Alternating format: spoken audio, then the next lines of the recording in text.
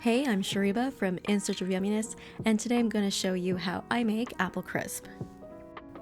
To start, I'm going to add some brown sugar to chopped up Cortland and Granny Smith apples. I really like Cortland apples in this recipe. They break down and get kind of like an apple pie filling texture, which I really like. Next, I'm going to add ground cinnamon, ground nutmeg, which is optional, and some cornstarch.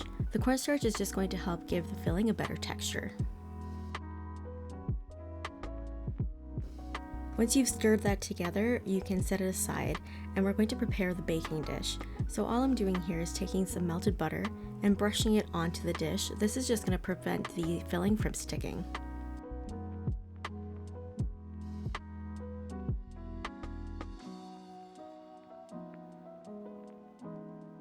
So that's looking pretty good, and we can go ahead and add our filling. Once you've poured everything into the baking dish, just make sure you scrape everything out of the bowl, and then we'll smooth that into an even layer. Next, we're going to work on the topping, and because I hate washing dishes, we're just going to use the same bowl. So here I'm adding rolled oats. You want to use rolled oats and not quick oats. I have more about that in my blog post. And then here you can see I've also added flour, chopped pecans, and more brown sugar. Yes, there's a lot of sugar in this recipe, but it is dessert. Go ahead and give that a good stir to combine all the ingredients together.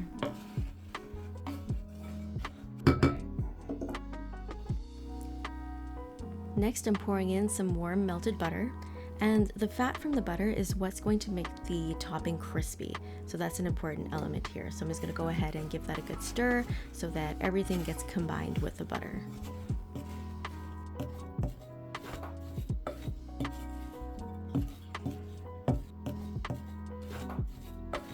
So this is the texture that you're looking for. Everything's really combined nicely. So we can go ahead now and assemble the rest of our crisp. So here I'm just going to add that oat mixture on top of my apples. And it's really important not to break up any large clumps or press them down firmly. In order to get a nice crispy topping, I find that you want it to be kind of loose and have larger clumps. Now this step is totally optional, but I love orange zest on top of my apple crisp. It just adds a little bit of brightness that I really enjoy, and it goes really good with vanilla ice cream. Now this will bake at 350 degrees for 45 to 50 minutes. You'll want this to cool down for about 15 minutes or more because it is molten hot when it comes out of the oven, but once it's cool enough, you can enjoy it with vanilla ice cream or even with Greek yogurt. Sometimes I'll eat this for breakfast. To get the full recipe with quantities and substitutions, click on the link below or head to insearchofyumminess.com. If you like this video, give it a thumbs up and please subscribe to see more videos from me. Thanks!